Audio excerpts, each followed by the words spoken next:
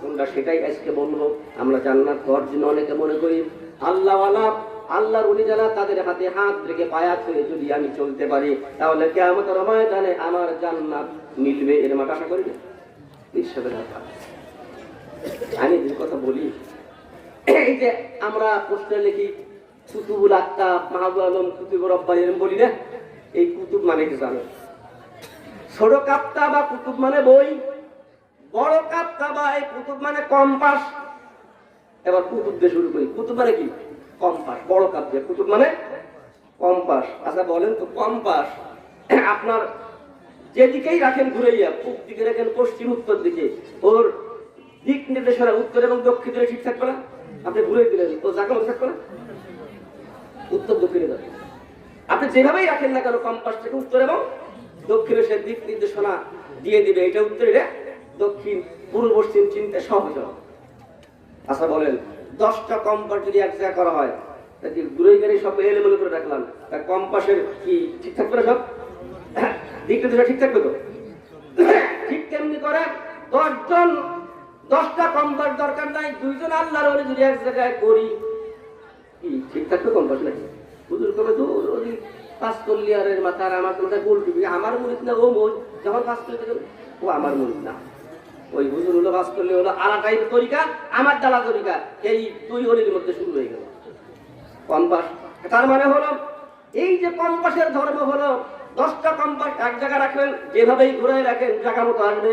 তার মানে হলো কুতুব তো সেই ব্যক্তি আল্লাহ এবং রাসূলের আনুগত্যের উপরে যে সবসময় অটল অবিচল থাকবে, সেই হলো কুতুব। আমরা কুতুব বলি না। আইয়ুহাল্লাযীনা আমানু সাল্লু আলাইহি ওয়া সাল্লিমু তাসলিমা। আল্লাহুম্মা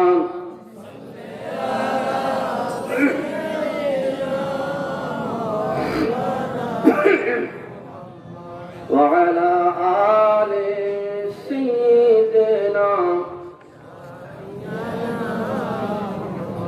যাদের হুঙ্কারে কাঁপিত দুনিয়া, যাদের হুঙ্কারে কাঁপিত দুনিয়া, কাঁপিত কাফের বেঈমান, কোথায় সেই নবীর সেনা, কোথায় গেল সেই ঈমান? আল্লাহুম্মা সাইয়্যিদিনা মাওলানা মুহাম্মদ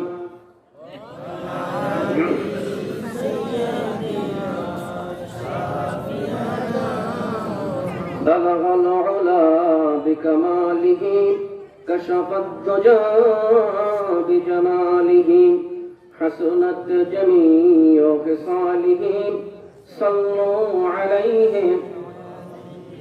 أما بعد। প্রতি বছরের ন্যায় বছরে বাবাইখোলা মস্তানজি হুজুরের মাজার প্রাঙ্গণে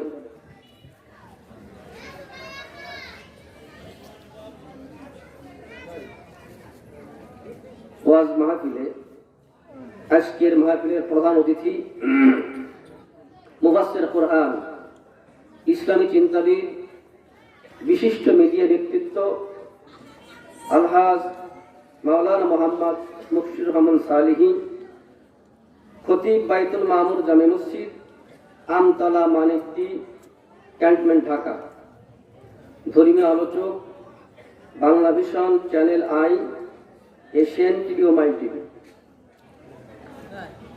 ইতিপূর্বে আপনাদের সামনে বিশেষ অতিথি হিসেবে আলোচনা পেশ করেছেন মাওলানা মুফতি এসএম আব্দুল মমিন কালকিনি মাদারীপুর। বাদ মাগরিব থেকে শুরু করে আপনাদের সামনে আলোচনা করেছেন হযরত মাওলানা জুনায়েদ বিন জামান।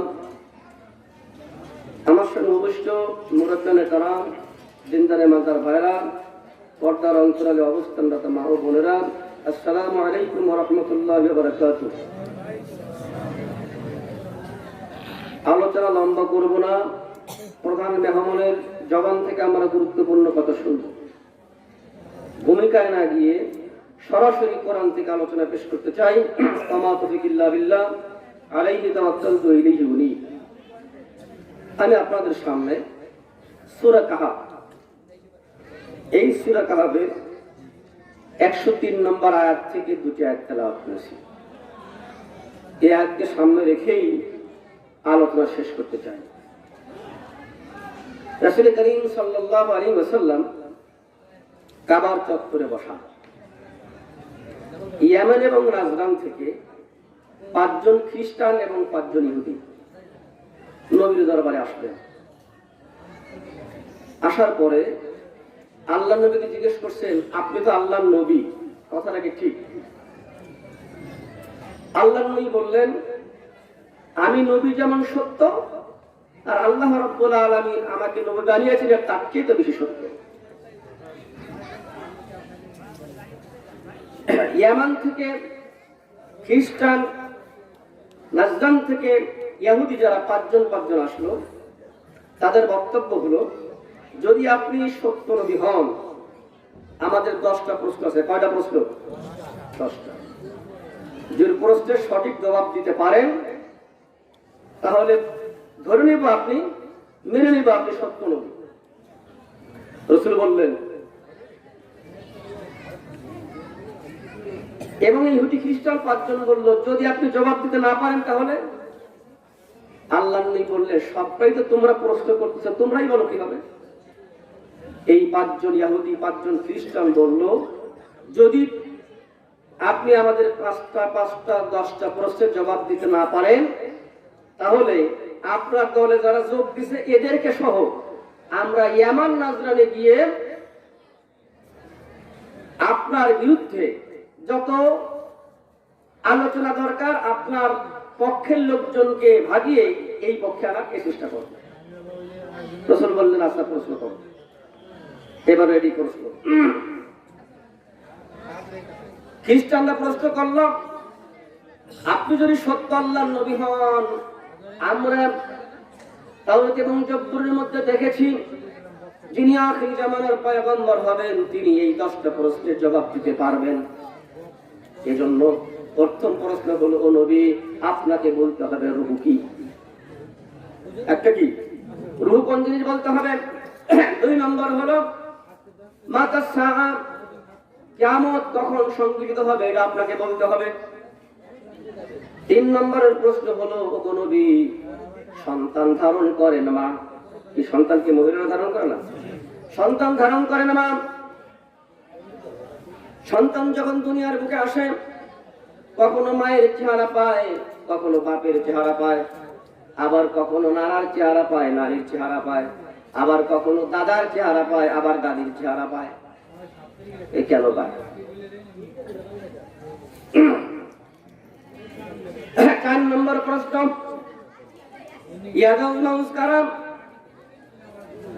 সংক্ষেপে শেষ করছি। 5 নম্বর প্রশ্ন, দাজ্জাল কারা? দাজ্জাল আচরণ কি হবে, কোথায় থেকে উৎপত্তি হবে দাজ্জাল, এই ব্যাপারে আপনাকে জবাব দিতে হবে। এবার আর এক দল 5 জন প্রশ্ন করতেছে, ওগো নবী, আপনাকে বলতে হবে পৃথিবীর বুকে মানুষ এবং জিন জাতি তাদের আমলের বিনিময়ে জান্নাত এবং জাহান্নাম লাভ করবে, কিন্তু পৃথিবীর বুকে কোনো গরু, ছাগল, উট, দুম্বা, ভেড়া, বকরি কেউ জান্নাতে যাবে না। কিন্তু দুনিয়ার বুকে একটি মাত্র কুকুর আছে। কয়টা? একটি কুকুর আছে, যেই কুকুর কিয়ামতের ময়দানে একমাত্র একটি কুকুর জান্নাত লাভ করতে পারবে। ওই কুকুরের কি আমলের বিনিময়ে সে জান্নাত লাভ করবে এই তথ্য আপনাকে দিতে হবে। নবী, তারপরে প্রশ্ন হলো 2 নম্বর প্রশ্ন, আসহাবে কাহাফ কারা? এই যে সূরা কাহাফ, আসহাবে কাহাফ কারা, তাদের সদস্য সংখ্যা কত, এই ব্যাপারে আপনাকে বলতে হবে।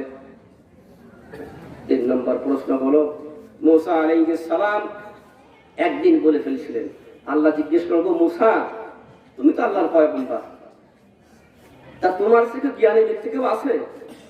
মুসা আলাইহিস সালাম বলেন, আমার মনে তো হয় না আমার থেকে জ্ঞানী ব্যক্তি কেউ আছে। আল্লাহর এই কথাটা পছন্দ হয়, এজন্য আল্লাহ বলেন, মুসা তোমার চেয়েও জ্ঞানী ব্যক্তি আছে। আল্লাহর পয়গম্বর বলতে হবে, মুসা আলাইহিস সালাম তার চেয়ে জ্ঞানী ব্যক্তি তার সন্ধানে গিয়েছিলেন, তার নাম কি?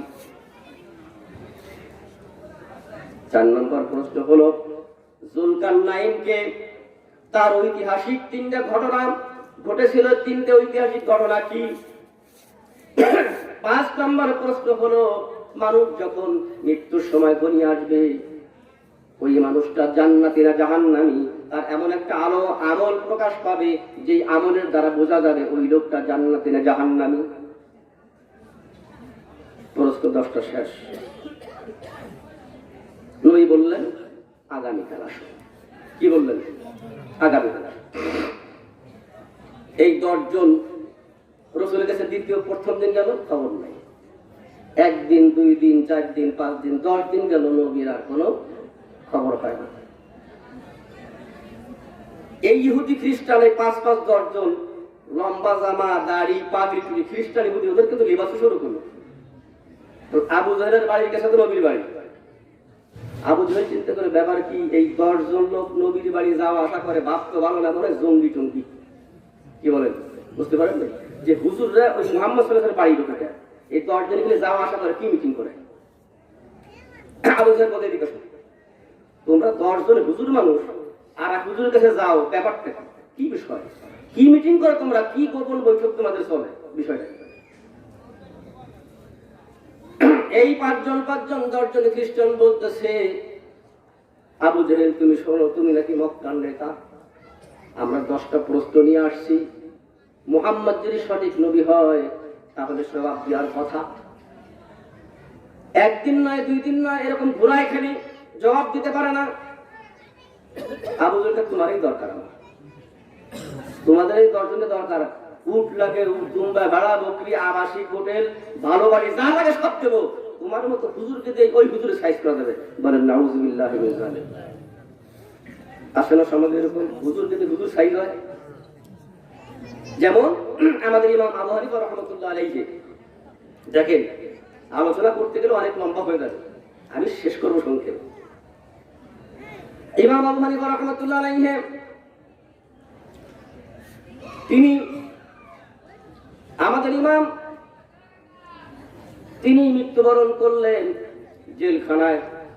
ওই সময় আপনার ইমাম আবু হানিফা রাহমাতুল্লাহ আলাইহিকে প্রস্তাব দিল খলিফা মনসুর প্রধান বিচারপতি হওয়ার জন্য। স্যার বিচারপতির লোকটা খুব সাংঘাতিক, লোভের পথ না, চেয়ারটা খুব দামি চেয়ার না। ইমাম আবু হানিফা রাহমাতুল্লাহ আলাইহি বললেন না, আমি এই চেয়ার উপযুক্ত আমি নই, আমি নেব না। খলিফা মনসুর বলতেছে না, আপনি এর যোগ্য, আপনাকে নিতে হবে। কারণ আমি এর যোগ্য না, আমি নিতে পারবো না। তখন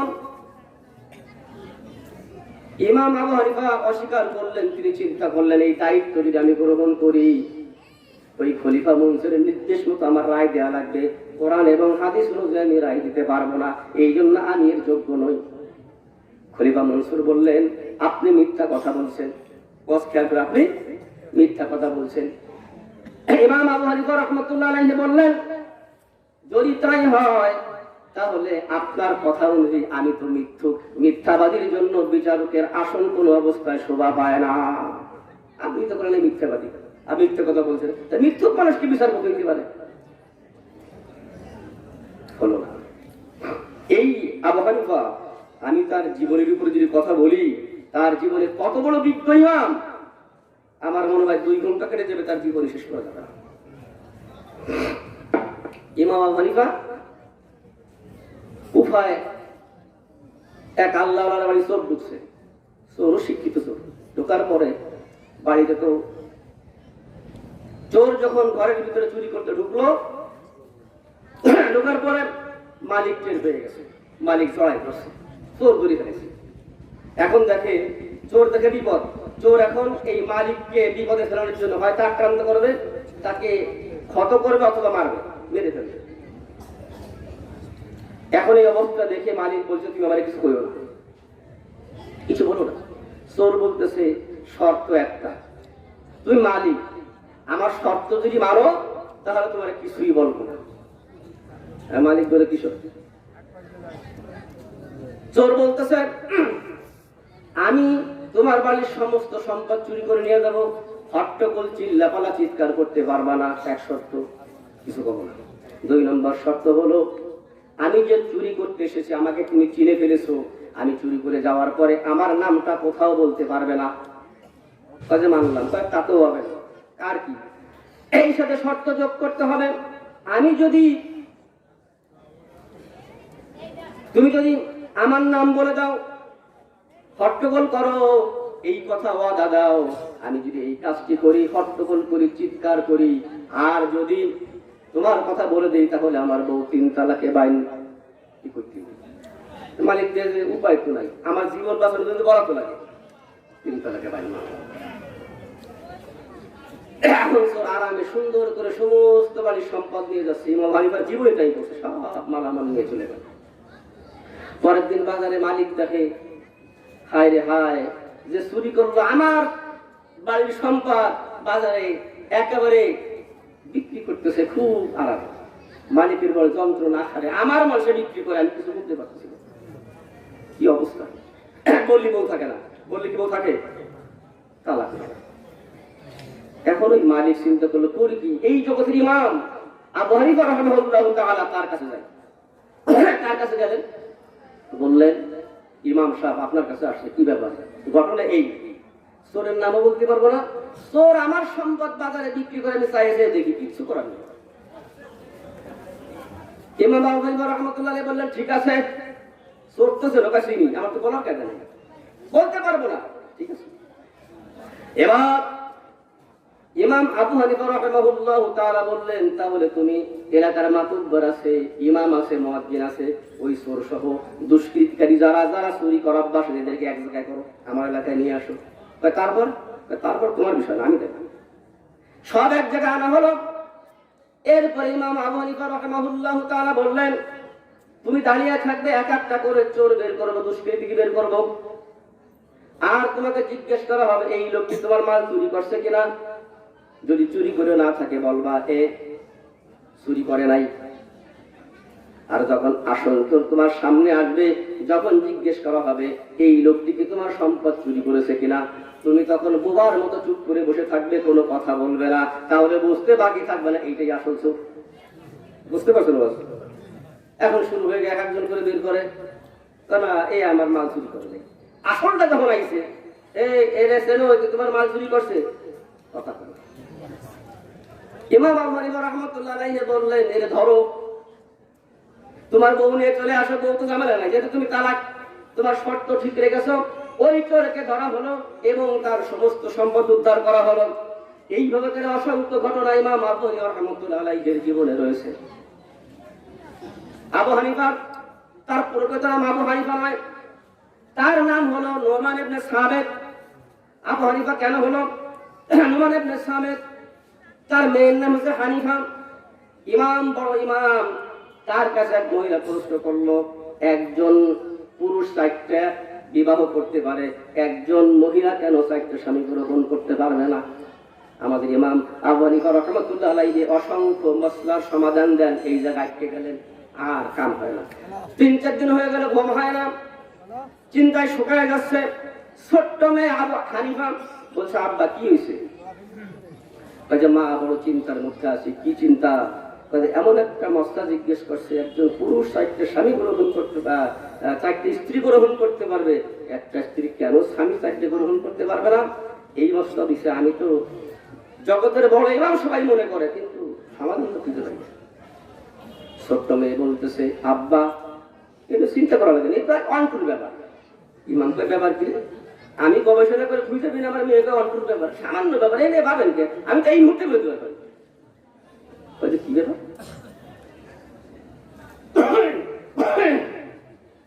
মাতালি বলে দাও, না হবে না, শর্ত আছে। কি শর্ত? আমি যদি সমাধান দিয়ে দেই, তাহলে তোমাকে সবাই নরমান একটা সাবেদের পুত্র নোমান হিসেবে আমি যখন সমাধান দিয়ে দিব, তাহলে কথা হলো একটা, তুমি হচ্ছে আমার পিতা, আবুল মানে পিতা, আমি হলো তোমার মেয়ে হানিফা। সুতরাং সারা পৃথিবীতে তোমার নাম নোমান ইবনে সাবিত পরিচিত।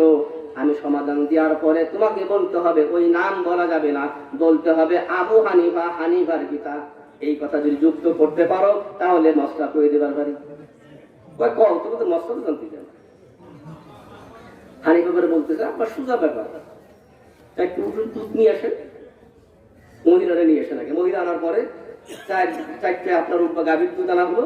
আনার পরে ওই মহিলার সামনে বললো একটা জগের মধ্যে 4টা আউট বা গাভীর দুধ সব ঢেলে দেওয়া হলো। ঢেলে দেওয়ার পরে মহিলারা বলতেছে, মহিলা এবার তুমি এই 4টে দুধ এক জগের মধ্যে ঢালা হলো, প্রত্যেকটা গাভীর দুধ আলাদা করে দাও। কিভাবে দেবে? মহিলারও জবাব হয়ে গেল, সারা জীবনের জন্য ওই আবু হানিফা নোমান ইবনে সাবিতের পরিবর্তে আবু হানিফা হয়ে গেল। এই ইমাম হানিফা রাহিমাহুল্লাহু তাআলা তাকে যখন খলিফা মনসুর জেলখানার মধ্যে ঢুকালো, জেলখানায় ঢুকানোর পরে এরপরে আপনার সিরাতে নোমানের মধ্যে আসছে।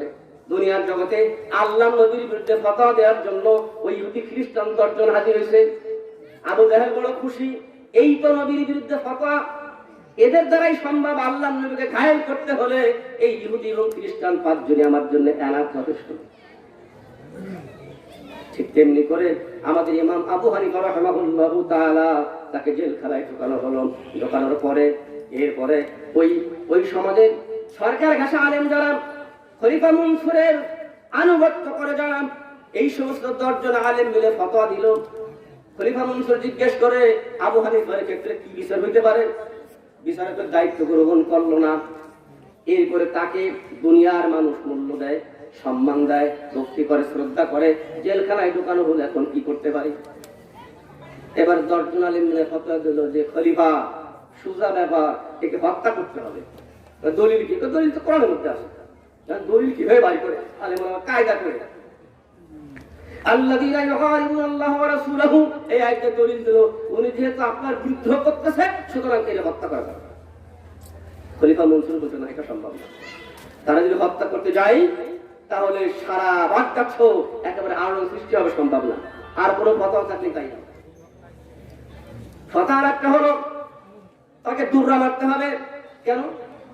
মদের শাস্তি তার উপর প্রয়োগ করতে হবে।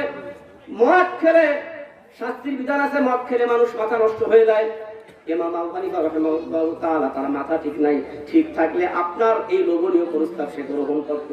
মাথায় ওর গেলমেলো হয়ে গেছে, এই আলোকে কিয়াস করলাম এই মদের থেকে এটা 80 দুর্রা মারতে হবে, প্রত্যেকদিন ফিরিতে হবে। এই দায়িত্ব নিয়ে ইমাম আবু হানিফা রাহিমাহুল্লাহু তাআলাকে জেলখানার মধ্যে তাকে অত্যাচার নির্যাতন শুরু করা হলো। আর এই ইমাম আবু হানিফার মা অত্যন্ত আবেদা ছিলেন। মা মাঝে মধ্যে আসতেন, শুক্রবারে জেলখানা আসতেন। মা একদিন ইমাম আবু হানিফা রাহিমাহুল্লাহু তাআলাকে আঘাত করা হয়েছে, চাবুক দিয়ে দরদর করে রক্ত বের হয়। মা দেখতে আসলেন, আবু হানিফার চোখে পানি পড়তেছে। মাকে দেখে ইমাম আবু হানিফা রাহিমাহুল্লাহ আলাইহি স্বাভাবিক হওয়ার চেষ্টা করলেন। মা ইমাম আবু হানিফার চোখের পানি মুছে দিলেন আর বললেন, ও আবু হানিফা, ও আমার সন্তান, তুমি তো ভালো করে খেয়াল করে শুনে রাখো, যখন আমি তোমাকে গর্ভে ধারণ করি, একবার নয়, দুইবার নয়, বিশ্ব নবী মুহাম্মদ রাসূলুল্লাহ সাল্লাল্লাহু আলাইহি ওয়াসাল্লাম আমাকে 5 বার স্বপ্নে আমার সাক্ষাৎ আমার লাভ হয়েছে। আল্লাহ নবী আমাকে বলেছেন, আমাকে লক্ষ্য করে বলেছে, তুমি তোমার গর্ভে এমন এক সন্তান ধারণ করেছো, যে সন্তান হবে মুহিউস সুন্নাহ, ইসলামকে সারা পৃথিবীতে ইসলামকে ছড়িয়ে দিবে, ইসলামের জ্ঞান সঠিকভাবে মানুষের মাঝে তুলে ধরবে, সে মুহিউস সুন্নাহ, সুন্নাহকে তাজা করবে। আল্লাহর নবী এইভাবে একবার নয়, দুইবার নয়, 5 বার আমাকে বলে দিয়েছে। সুতরাং সাবধান, কোন অবস্থায় খলিফা মনসুর যতই অত্যাচার করুক না কেন, কোন অবস্থায় ঈমান হারা তুমি হতে পারবে না। ইমাম আবু হানিফার উপরে জেলখানায় অত্যাচার চলল। সর্বশেষ সোমবারের দিনে ইমাম আবু হানিফার যখন অত্যাচার চলল, একটি পর্যায়ে ইমাম আবু হানিফা রাহিমাহুল্লাহু তাআলা আপনার নামাজের মধ্যে আপনার সিজদারত অবস্থায় রয়েছেন, নির্যাতন করার জন্য। এরপরে একজন পুলিশ ঢুকলো, ঢোকার পরে দেখলো ইমাম আবু হানিফা রাহিমাহুল্লাহু তাআলা সিজদায় পড়ে আছেন। পুলিশ যখন আবু হানিফাকে লক্ষ্য করে আপনার আঘাত করলো, লাথি মারলো, সঙ্গে সঙ্গে তিনি গড়িয়ে পড়লেন। আবু হানিফা রাহিমাহুল্লাহু তাআলা জেলখানায় সিজদারত অবস্থায় দুনিয়ার জগৎ থেকে বিদায় হয়ে চলে গেছে।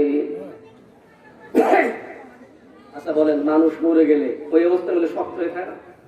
পুলিশ কি করলো, ইমাম আবু হানিফার চোখ দিয়ে দরদর করে পানি এখনো তাকিয়ে আছে, হাত দিয়ে চোখটা মিশিয়ে দিলেন, চোখটা মিশে গেল, হাত পা টান করে দিলেন, গোসল করানো হলো, জেলখানায় আপনার সংক্ষিপ্ত আকারে জানাজা সম্পন্ন করা হলো। এরপরে চিন্তা করলেন তার মা বয়স্কা, হঠাৎ করে খবর দিলে হার্ট অ্যাটাক করে মারা যেতে পারে। জানাজা সম্পন্ন করে ইমাম আবু হানিফা রাহিমাহুল্লাহু তাআলাকে খাটিয়ার উপরে উঠাইয়া রওনা দিল মায়ের বাড়ির দিকে। মাকে যে সংবাদটা জানাবে, ওইখানে গিয়ে এরপরে মাকে বলবে, ও আবু হানিফার মা, তোমার সন্তানকে দেখার জন্য আসো। যখন আবু হানিফা রাহিমাহুল্লাহু তাআলা তার লাশটা নিয়ে যখন আবু হানিফা বাড়ির কাছে গেল, কিছু লোকজন ঘর থেকে একটা লাশ খাটের উপরে উঠাইয়া এরপরে সামনের দিকে অগ্রসর হয়। পুলিশরা বলতেছে, এই লাশটি কার? লোকজন বলল, এই লাশটি আর কেউ নয়, আবু হানিফা রাহিমাহুল্লাহু তাআলার মা। তিনি ইন্তেকাল করেছেন এই রাতেই। মা এবং ছেলের একসঙ্গে ইন্তেকাল হয়ে গেল। এরপরে আমার বক্তব্য হলো, কথা হলো, আবু হানিফা রাহিমাহুল্লাহু তাআলা এর বিরুদ্ধে ফতোয়া দিল ওই সময়ের সরকারি দলের আলেম যারা। আমি আপনাদের সামনে মূলত যেই কথাটি বলতে চেয়েছিলাম, আল্লাহর নবী যখন 10টা প্রশ্ন করলো, আল্লাহর নবী বলেন আগামীকাল উত্তর দেব। এইভাবে করে অনেক কথা সূরা দুহার মধ্যে আসছে। পরবর্তীতে আল্লাহ বললেন, আল্লাহর নবীকে অভয় বাণী দিয়ে এই 10টা প্রশ্নের সমাধান, 10টা প্রশ্নের জবাব এই সূরা কাহফের মধ্যে আল্লাহ রাব্বুল আলামিন এক একটা করে দিয়ে দিলেন। নবীকে বললেন, ও নবী, ولا تقولن لشيء إني فاعل ذلك غدا إلا أن يشاء الله।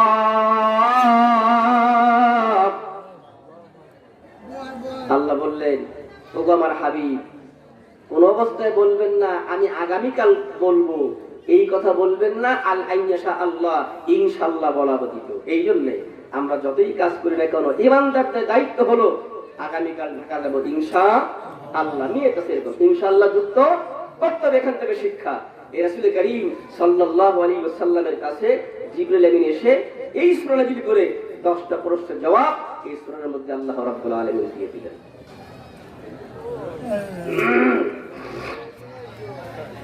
এই সূরাটির ব্যাপারে রাসূল করিম সাল্লাল্লাহু আলাইহি ওয়াসাল্লাম বলেন, হাদিসের মধ্যে আসছে। এবার কোরআন বলছে হুয়া শিফাউল লিন-নাস, কোরআন হচ্ছে রোগের শিফা। আর এই সূরা দিয়ে ট্রিটমেন্ট করি। এবার শুরু করব চিকিৎসা, লড়া বাদ দেব। আমি হাদিস বলছি, বিশ্বনবী রাসূল করিম সাল্লাল্লাহু আলাইহি ওয়াসাল্লাম বলেন, এই সূরার প্রথম 10 আয়াত, শেষ 10 আয়াত যারা মুখস্থ করবে, এরপরে প্রত্যেক জুমার দিনে পড়বে, আল্লাহ রাব্বুল আলামিন তাকে অনেকগুলি বিপদ থেকে রক্ষা করবে। ডায়াবেটিস থেকে শুরু করে বড় বড় মহা রোগ থেকে আল্লাহ রাব্বুল আলামিন তাকে হেফাজত করবে। প্রথম 10 আয়াত, শেষ 10 আয়াত। শুধু তাই নয়, আল্লাহর নবী বলেন, এই সূরা যে ব্যক্তি ঘরে তেলাওয়াত করবে, আমরা জিনগ্রস্ত হলে হুজুরের কাছে যাই জিন ছাড়ানোর জন্য, আল্লাহর নবী বলেন সূরা কাহফ যে ব্যক্তি ঘরের মধ্যে তেলাওয়াত করবে, ওই ঘরের এলাকায়, ওই বাড়ির সীমানায় কোনো বদ জিন প্রবেশ করতে পারবে না। আর অনেক কথা আছে এই সূরার ফজিলতের উপর। এখন আমি যে 103 নম্বর আয়াতটা তেলাওয়াত করেছি, অত্যন্ত গুরুত্বপূর্ণ কথা। সেখানে আমি একটু বলতে চাই, এই সূরার মধ্যে যে কথাটি আছে, আমরা সকলে এসেছি এই দুনিয়ার জগৎ থেকে আল্লাহর বিধান মেনে জান্নাত পাবো, আখিরাতে জাহান্নাম থেকে মুক্তি পাবো। এটাই তো উদ্দেশ্য বান্দার, আর কিছু। আমরা অনেক আমল করি, এই আমলগুলি কাল কিয়ামতের ময়দানে আল্লাহর কোরআন বলছে, এই দুনিয়ার জগতে আমরা তাহাজ্জুদ করি, হজ করি, দান সদকা করি, অনেক আমল করি, কাল কিয়ামতের ময়দানে আল্লাহ বলবেন, ফালা নুকিমু লাহুম ইয়াউমাল কিয়ামাতি ওয়াজনা। এটা সামনে আসছে। কিয়ামতের ময়দানে এক শ্রেণীর বান্দা যারা আছে, অনেক আমল তাদের সামনে, আল্লাহ বলবেন, বান্দারে তোর কোনো আমল আজকে আমি ওজনই করব না। কি করবে না? ওজন করবে না, ওর আমলই দেখবে না। সেইটা কি? বান্দা এত আমল করলো, কিন্তু কাল কিয়ামতের ময়দানে বান্দার কোনো আমলই ওজন করা হবে না। আমরা সকলেই জান্নাত পাওয়ার জন্য চেষ্টা করি, কিন্তু জান্নাত পাওয়ার জন্য সঠিক আমল কোনটা সেটাই আজকে বলবো। আমরা জান্নাত পাওয়ার জন্য অনেকে মনে করি আল্লাহওয়ালা, আল্লাহর ওলি যারা তাদের হাতে হাত রেখে বায়াত হয়ে যদি আমি চলতে পারি তাহলে কিয়ামতের ময়দানে আমার জান্নাত মিলবে, এর মাথা আশা করি না। আমি যে কথা বলি, এই যে আমরা পোস্টার লিখি কুতুবুল আক্তাব, মাহবুব আলম, কুতুবুর রব্বানি এরকম বলি না, এই কুতুব মানে কি জানো? ছোট কাপ্তা বা কুতুব মানে বই, বড় কাপ্তা বা এই কুতুব মানে কম্পাস। এবার কুতুব দিয়ে শুরু করি। কুতুব মানে কি? কম্পাস। বড় কাপ দিয়ে কুতুব মানে কম্পাস। আচ্ছা বলেন তো, কম্পাস আপনার যেদিকেই রাখেন ঘুরাইয়া, পূব দিকে রাখেন, পশ্চিম উত্তর দিকে, ওর দিক নির্দেশনা উত্তর এবং দক্ষিণ দিকে ঠিক থাকবে না? আপনি ঘুরে দিলেন, ও জায়গা মতো থাকবে না? উত্তর দক্ষিণে যাবে। আপনি যেভাবেই রাখেন না কেন কম্পাস থেকে উত্তর এবং দক্ষিণে সে দিক নির্দেশনা দিয়ে দিবে, এটা উত্তর, এটা দক্ষিণ, পূর্ব পশ্চিম চিনতে সহজ হবে। আচ্ছা বলেন, 10টা কম্পাস যদি এক জায়গায় করা হয়, তাহলে ঘুরে গেলে সব এলোমেলো করে রাখলাম, তা কম্পাসের কি ঠিক থাকবে না? সব দিক নির্দেশনা ঠিক থাকবে তো? ঠিক তেমনি করে 10টা কম্পাস দরকার নাই, 2জন আল্লাহর ওলি যদি এক জায়গায় করি, কি ঠিক থাকবে কম্পাস নাকি? হুজুর কবে দূর ওই 5 কলিয়ারের মাথা আর আমার মাথায় গোল টুপি, আমার মুরিদ না ও মোজ, যখন 5 কলিতে ও আমার মুরিদ না, ওই হুজুর হলো 5 কলি হলো আলাদাই তরিকা, আমার দালা তরিকা, এই 2 ওলির মধ্যে শুরু হয়ে গেল কম্পাস। তার মানে হলো এই যে কম্পাসের ধর্ম হলো 10টা কম্পাস এক জায়গায় রাখবেন, যেভাবেই ঘুরাই রাখেন জায়গা মতো আসবে। তার মানে হলো কুতুব তো সেই ব্যক্তি আল্লাহ এবং রাসূলের আনুগত্যের উপরে যে সবসময় অটল অবিচল থাকবে, সেই হলো কুতুব। আমরা কুতুব বলবো না। এই জন্য আমি বলি, এই পৃথিবীর বুকে ইসলাম আমরা কিভাবে পেয়েছি কথাটা ভিন্ন রকম। আমি শুধু খোরাক দেওয়ার জন্য বলছি কিছু তথ্য। আজ আমরা, আমার কথা বুঝতে হবে, মানে পরে সমালোচনা করবেন এমনটা কি না হয়। আমরা ইসলাম মানি, এই দুনিয়ার জগতে আমরা ইসলাম মানি। কেউ আমরা ব্রিটিশের দেওয়া ইসলাম মানি, ব্রিটিশ আবার ইসলাম বলে বলতে দেয়, আমি বলবো ব্রিটিশ যে ইসলাম আমাদের শিখিয়েছে সেই ইসলাম মানি। আবার কেউ কোরআন ইসলাম মানে, আবার যারা ব্রিটিশের ইসলাম মানে, ব্রিটিশ ইসলাম আবার দেখেন। এবার দেখেন, আমরা তো অনেকে সচেতন শিক্ষিত মানুষ আছি। এবার দেখেন 1526 খ্রিস্টাব্দে ইতিহাস প্রতিষ্ঠান পানিপথের যুদ্ধে বাবর ভারতে ঢুকলো। 1600 খ্রিস্টাব্দে ইস্ট ইন্ডিয়া কোম্পানি আমাদের দেশে ঢুকে ব্যবসার নাম করে, কি আমাদের যোগানের মুরব্বী তারা তো বুঝবেন, ইতিহাস যারা তারা জানেন। আহারে ইস্ট ইন্ডিয়া কোম্পানি ব্যবসার নাম করে আমাদের উপমহাদেশে ঢুকলো। ঢুকে আস্তে আস্তে তারা ব্যবসা বাণিজ্যের নামে মুসলমানদের উপরে ক্ষমতা প্রভাব বিস্তার করলো। একটি পর্যায়ে 1757 সালে আপনার সিরাজউদ্দৌলার পতনের মাধ্যমে এই উপমহাদেশের স্বাধীনতা বিলুপ্ত হলো। ভুল বললাম নাকি ইতিহাস?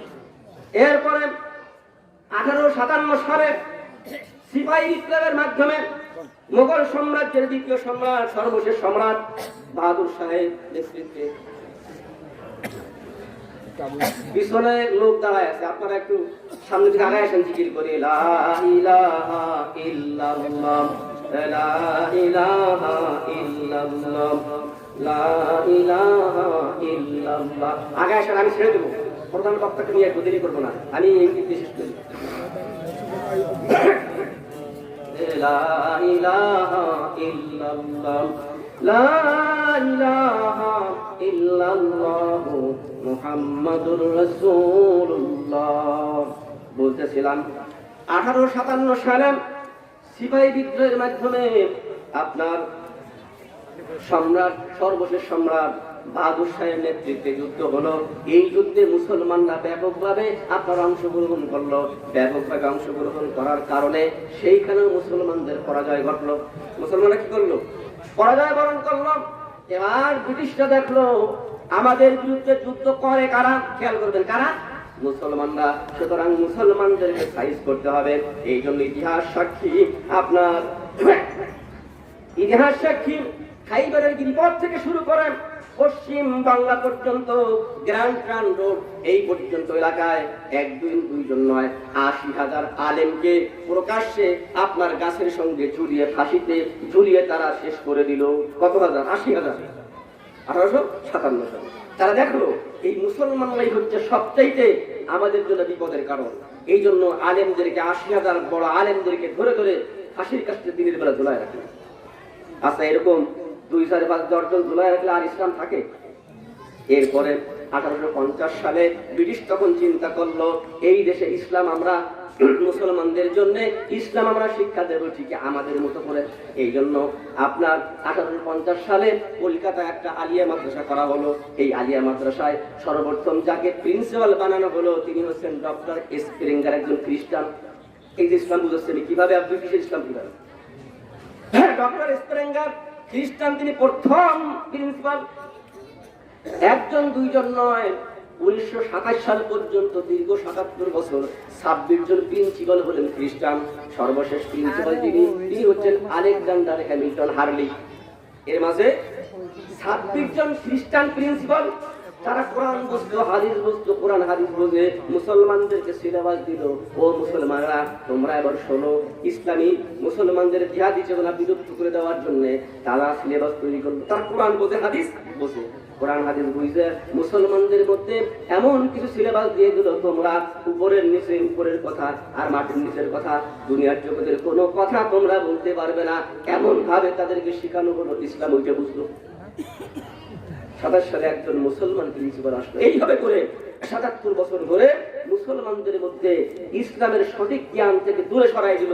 এখন এরপরে ওই যে ৮০,০০০ আলেমদেরকে আপনার হত্যা করা হলো, এরপরে সবাই চিন্তা করলো ইসলাম যদি মোটামুটি মেনে চলতে হয়, মসজিদের মধ্যে ঢুকলো, কেউ খানকার মধ্যে ঢুকলো, জিকির আজকার নিয়ে ইসলামের মধ্যে তারা সীমাবদ্ধ হয়ে গেল। এটাই হলো ইসলাম। কিন্তু কোরআন কি বলছে দেখেন, আল্লাহর নবী মক্কি জিন্দেগিতে, আল্লাহর নবী মক্কায় ওই আবু লাহাবের কথা পরে আসতেছে, আবু জাহেল আর ওকে শেষ করে দেবে। আল্লাহর নবী যখন মক্কায় 13 বছর দাওয়াত দিলেন, আল্লাহর নবী সাহাবায়ে কেরামদেরকে নামাজ পড়তেন, একটা মসজিদ আল্লাহর নবী নির্মাণ করলেন না। একটা মসজিদ নির্মাণ করেন না, কেন করেন না? আরে আমি যদি এই মক্কায় থেকে 13 বছর ইসলামের দাওয়াত দিলাম, কালেমার কথা বললাম, কিছু লোক আমার অনুসরণ করে, কিছু লোক ঈমান এনে আমার দলে যুক্ত হলো, আর যদি আমি মসজিদ বানাই, কারণ আপনার মসজিদ যদি আল্লাহর নবী তৈরি করেন, এই মসজিদ কার দখলে থাকবে বলেন তো? বলেন না, এই মসজিদের নবী বানান, তাহলে মসজিদের নেতৃত্ব দেবে কে? আবু জাহেল। আবু জাহেল না তো কি ক্ষমতা? আবু জাহেল যদি মসজিদই করে, আবু জাহেল দখল করে থাকবে। আবু জাহেল যেভাবে চালাবে মসজিদ সেইভাবে চলবে। আল্লাহ নবী দীর্ঘ 13 বছরে একটা মসজিদও আল্লাহ নবী নির্মাণ করলেন না। চলে আসলেন মদিনা মুনাওয়ারায়। মদিনা মুনাওয়ারায় এসে আল্লাহ নবী একটা নয়, দুইটা নয়, দীর্ঘ 10টি বছর ধরে আল্লাহ নবী মসজিদে নববী আপনার মদিনা মুনাওয়ারায় 356টি মসজিদ নির্মাণ করেছে। কেন করলেন? আল্লাহ নবী মদিনার প্রেসিডেন্ট, এখন মসজিদ নির্মাণ করি, মসজিদ ইমাম যিনি হবেন, প্রাণ খুলে কোরআনের কথা বলতে পারবেন, ইসলামের কথা বলতে পারবেন। 8ম হিজরিতে আল্লাহর নবী যখন মক্কা বিজয় অর্জন হলো, আল্লাহর নবীর নেতৃত্বে বিজয় অর্জনের পরে একদিন নয়, 2 দিন নয়, মাত্র 10 দিনের মধ্যে আল্লাহর নবী মক্কায় 10 দিনের মধ্যে 248টি মসজিদের ভিত্তি স্থাপন করলেন। কয়টা? ওয়াজ বুঝতে হবে, আল্লাহর নবী একটা 13 বছর জিন্দেগিতে একটা মসজিদ করেন নাই। করে লাভ মসজিদ করবো, আবু জাহেল মাকুব থাকবে, আবু লাহাব এরা মাকুব করে থাকবে, ইমাম যে করে এইভাবে কথা। ইমামের কায়দা আছে, অন্য কিছু বলা, কোরআন থেকে বলার সুযোগ আছে। আল্লাহর নবী 8ম হিজরিতে যখন ঢুকলেন, মক্কা বিজয় হয়ে গেল, আল্লাহর নবী তখন 248টা মসজিদের ভিত্তি স্থাপন করলেন। মাত্র 10 দিনে 248টা মসজিদের ভিত্তি স্থাপন করলেন। এর আগে মসজিদ করেন। মসজিদ করলে আহারে এই মসজিদ নির্মাণ করি মক্কায়, তাহলে আমি নবী তো দূরের কথা, আমার সাহাবারা ইমামতি করতে পারবে না। যদি ইমামতি করে আবু জাহেলের নির্দেশ মতো কথা বলতে হবে। এই জন্য আল্লাহর নবী মক্কি জিন্দেগিতে একটা মসজিদও নির্মাণ করেন নাই। এই জন্য আমি শুধু এই 10টি পয়েন্টের একটা কথা বলে শেষ করে দেই। আপনাদের মনে প্রশ্ন, এতগুলো প্রশ্ন একটা উত্তর দিল না, একটা উত্তর দিয়ে শেষ করি। একটা কুকুরের কথা বলি, প্রথম প্রশ্ন, ও নবী বলতে হবেন দুনিয়ার জগতে এমন একটা প্রাণী যে কুকুর, এই কুকুরের বৈশিষ্ট্য আছে। কি বৈশিষ্ট্য? কুকুর আপনার যখন একদিকে যায়, যাওয়ার পরে কিছু দূর পর পরে যে প্রস্রাব করে, খেয়াল করছেন? কুকুরের বৈশিষ্ট্য চরিত্র বলছে, কেন করে তাকে জানে করে। এই কারণে কুকুর প্রস্রাব করে, আবার অনেক দূরে গিয়ে প্রস্রাব করে। তার মানে হলো প্রস্রাব করার পরে সে গন্তব্যে যেখানে গেল, ফেরার পথে ওই প্রস্রাবের গ্রাম শুকে শুকে আবার গন্তব্যে ফিরে আসে। এই জন্য প্রস্রাব করে, গ্রাম শুকে শুয়ে এরপরে জায়গায় ফিরে আসে। আবার ওর শত্রু যে এই পথে যে কুকুর যায়, ও বলে এখান থেকে আসে, ওই যে আবার মারামারি ঝামেলা, অনেক কথা কুকুর নিয়ে। এই হলো এই যে একটা কুকুর কিয়ামতের ময়দানে জান্নাত লাভ করবে কি আমলে?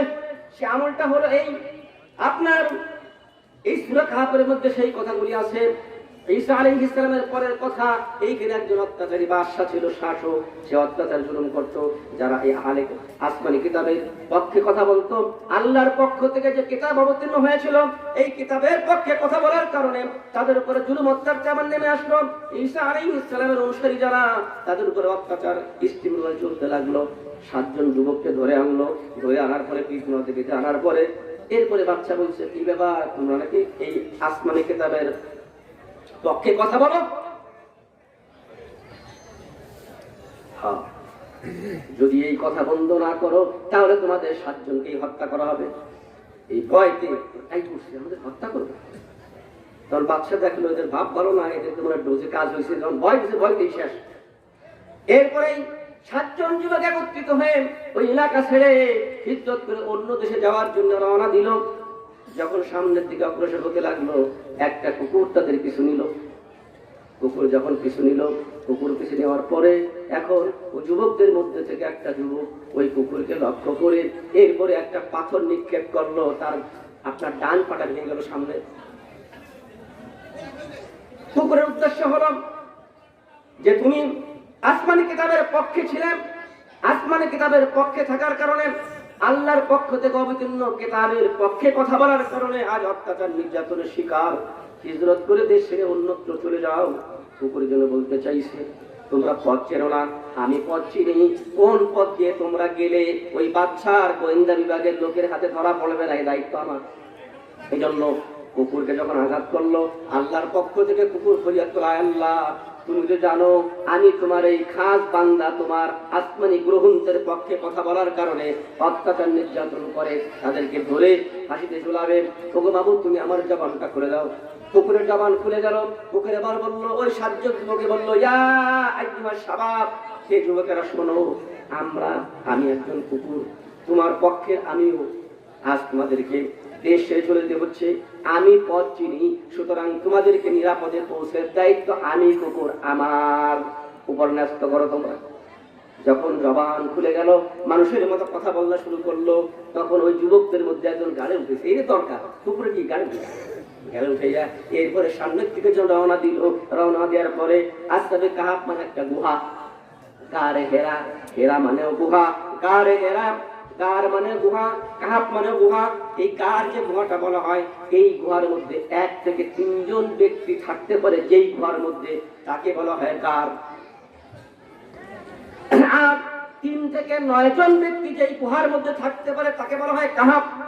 আসহাবে কাহাব মানে কাহাব মানে গুহা। 3 থেকে 9 জন মানুষ যেই গুহার মধ্যে আপনার থাকার আপনার জায়গা হয়, তাকে বলা হয় কি কাহাব। এই 7 জন ব্যক্তি এই গুহার মধ্যে ঢুকলো। কুকুর ওই গুহার মধ্যে ঢুকলো।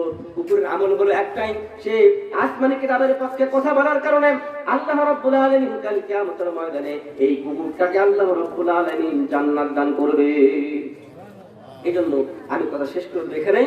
আমি যে সামনে বলতেছিলাম যে এই কথাটাই কাল কিয়ামতের ময়দানে আল্লাহ বলছেন, الذين ضل سعيهم في الحياة الدنيا وهم يحسبون أنهم يحسنون صنعا। দুনিয়ার জগতে ওই সমস্ত লোক যাদের চেষ্টা প্রচেষ্টা, যাদের সমস্ত সাধনা দুনিয়ার জগতে ব্যর্থ হয়েছে, তারা হলো কারা? তারা মনে করে আন্নাহুম ইহসিনুনা সুনআ, আমরা যে ভালো কাজ করতেছি, যদি পীরের হাতে বয়াত হয়, যদি বা অন্য লাইনে দেয়, মনে করে আমি ভালো কাজ করতেছি, আমি সঠিক কাজ করতেছি, আমি জান্নাতের পথে কাজ করতেছি, এটা মনে করে। আল্লাহ বললো না না, কিয়ামতের ময়দানে উলাইকাল্লাযীনা কাফারু বিআয়াতি রাব্বিহিম ওয়া লিকাইহি ফাহাবিতাত আমালুহুম ফালা নুকিমু লাহুম ইয়াওমাল কিয়ামাতি ওয়াজনা। অনেক লম্বা কথা ছিল, মূল কথা হচ্ছে যে কাল কিয়ামতের দিন আল্লাহ বলবেন, ও বান্দারে, তুমি আমার পক্ষ থেকে যে কোরআন অবতীর্ণ হয়েছে, কোরআন, গোটা কোরআনকে মানার চিন্তা তোমার ছিল না, তোমার সুবিধা মতো কোরআনকে মানতে। এই জন্য কাল কিয়ামতের ময়দানে কোরআনের কিছু অংশ মানবো, কিছু অংশ বর্জন করে চলবো। এমনটা যদি তোমার ঈমান হয়, তাহলে কিয়ামতের ময়দানে ফালা নুকিমু লাহুম ইয়াওমাল কিয়ামাতি ওয়াজনা, আমি আল্লাহ তোমাদের আমল ওজনই দেব না। কোরআন কিছু মানবেন, কিছু বর্জন করে চলবেন। আল্লাহর পক্ষ থেকে যে কোরআন অবতীর্ণ হলো, এই গোটা কোরআনকে সম্পূর্ণভাবে সকল ক্ষেত্রে মেনে চলতে হবে। যদি আমরা না পারি, কিয়ামতের ময়দানে তাহাজ্জুদ, সাধারণ সৎকার, অনেক সব আপনার সামনে থাকবে। আল্লাহ বলবে, তোর সওয়াব দিয়ে কি করবো আমি? তুমি গোটা কোরআন আমার পক্ষ থেকে নবীর কাছে এসেছিল, আল্লাহ নবী কোরআনের কথা বলেছিল, তুমি সবটা মানো নেই, তোমার সুবিধা মতো তুমি চলেছো। এই জন্য কোরআন বলছে, আফাতুমিনুনা বিবাদিল কিতাবি ওয়া তাকফুরুনা বিবাদ ফামা জাযাউ মান ইয়াফআলু যালিকা ইল্লা খিzyun ফিল হায়াতিদ দুনিয়া ওয়া ইয়াওমাল কিয়ামাতি ইউরাদ্দুনা ইলা আশাদ্দিল আযাব। আল্লাহ বললেন, ও বান্দা, তুমি কোরআনের কিছু অংশ মানবে, কিছু অংশ বর্জন করবে, অমান্য করবে। যদি এমন হয়, আমার জাসা, আমি আল্লাহ আমার কাছে কোনো বদলা নেই, কোনো পুরস্কার নাই, এ কথা বলে। তারপর আল্লাহ বললেন, ইল্লাহ আছে খিযুন ফিল হায়াতিদ দুনিয়া, দুনিয়ার জিন্দেগিতে তোমরা বিজাতি করতে নির্যাতিত নিষ্পৃষ্ট হবে। যদি কোরআনে কিছু মানো আর কিছু বর্জন করে চলো, তাহলে ওই বিজাতি করতে, ইহুদি খ্রিস্টান নাসারা করতে নির্যাতিত হবে, অত্যাচারিত হবে। আর আরেকটা পুরস্কার কিয়ামতের ময়দানে, ওয়া ইয়াউমাল কিয়ামাতি ইউরাদ্দুনা ইলা আশাদ্দিল আযাব, আর কাল কিয়ামতের ময়দানে তোমাদেরকে কঠিন শাস্তির দিকে ঠেলে দেওয়া হবে। কিরা বলি, দুনিয়ার কোরআনে কিছু মানলাম সুবিধা মতো, আর কিছু বর্জন করলাম, গোটা কোরআনকে মানার কোনো ইচ্ছা আমার নাই। এই জন্য কোরআন বলছে, ওয়া মান ইয়াবতাগি গায়রাল ইসলাম দীনান ফালান ইউকবালা মিনহু। আল্লাহ বলছেন, আমার দেওয়া জীবন বিধান ইসলামকে বাদ দিয়ে অন্য কোন ধর্ম তালাশ করে, অন্য কোন বিধান তালাশ করে চাই, খালি ইসলাম চায়। আল্লাহ তাআলা বলছে, তাহলে আমি আল্লাহ রাব্বুল আলামিন তাদের কোন আমল কিয়ামতের ময়দানে কবুল করব না। ইসলাম, ইসলাম, ইসলামী জীবন ব্যবস্থা বাদ দিয়ে যদি অন্য কোন বিধান চায় বান্দা, আল্লাহ ইবাদত বন্দেগী যা করো সব জিরো, কিয়ামতের ময়দানে কোনো কাজ আসবে না। ফালা নুকিমু লাহুম ইয়াওমাল কিয়ামাতি ওয়াজনা, আমি আল্লাহ কিয়ামতের ময়দানে তোদের নেকি ওজন দেব। আল্লাহ সুবহানাহু ওয়া তাআলা আমাদের সকলকে তৌফিক দান করার জন্য আমরা আল্লাহর পক্ষ থেকে যে বিধান রাসূলের উপর অবতীর্ণ হয়েছে, এই কোরআনকে সকল ক্ষেত্রে মেনে যদি চলতে পারি, তাহলে দুনিয়ার জগতে কল্যাণ, আখিরাতে মুক্তি এবং শান্তি। সর্বশেষ যে কথা আল্লাহ কোরআনে বলাও, আন্না আহালাল কুরা আমানু ওয়াত্তাকাউ লাফাতাহনা আলাইহিম বারাকাতিন মিনাস সামাই ওয়াল আরদ। যদি কোন জনপদের মানুষ আমি আল্লাহ আমার প্রতি মানানে তাকওয়ার অবলম্বন করে চলতে পারে, তাহলে আল্লাহ রাব্বুল আলামিন ওয়াদা করেন, লাফাতাহনা আলাইহিম বারাকাতিন মিনাস সামাই ওয়াল আরদ, আসমান থেকে রহমতের দরজা, জমিন থেকে বরকতের দরজা আমি আল্লাহ রাব্বুল আলামিন খুলে দিব। অভাব থাকবে না যদি আমরা এই গোটা কোরআনকে মানতে পারি। আসমান থেকে রহমত, জমিন থেকে বরকত, মানে খনি কত খাবা বান্দা, আল্লাহর হয়ে যাও, আল্লাহ রাব্বুল আলামিন আসমান থেকে রহমত বরকত নাজিল করবেন, জমিন থেকে তোমার জন্য খনি আল্লাহ রাব্বুল আলামিন ভাবন করবেন। আল্লাহ সুবহানাহু ওয়া তাআলা আমাদের সকলকে তৌফিক দান করার জন্য আমরা এই সত্যটি আয়াত কিয়ামতের ময়দানে আমার নেকি ওজনই হবে না, একটি মাত্র কারণ, যদি আমি এই গোটা কোরআনকে মানার সিদ্ধান্ত গ্রহণ করতে না পারি, কাজ হবে না। ফালা নুকিমু লাহুম ইয়াওমাল কিয়ামাতি ওয়াজনা, আল্লাহ বলে তোর নেকি ওজন দিবে না। দরকারটা কি? তোমার সুবিধা মতো ইসলামের মানছো, এটা মানলে হবে। আমি আর আলোচনা বেশি লম্বা করতে চাই না, বিক্ষিপ্তভাবে কিছু কথা বললাম। আল্লাহ সুবহানাহু ওয়া তাআলা আমাদের সকলকে তৌফিক দান করুন যেন আমরা এই আলোচনা থেকে শিক্ষা গ্রহণ করে ঈমানের উপর অটল অবিচল থেকে কোরআনের উপর সম্পূর্ণ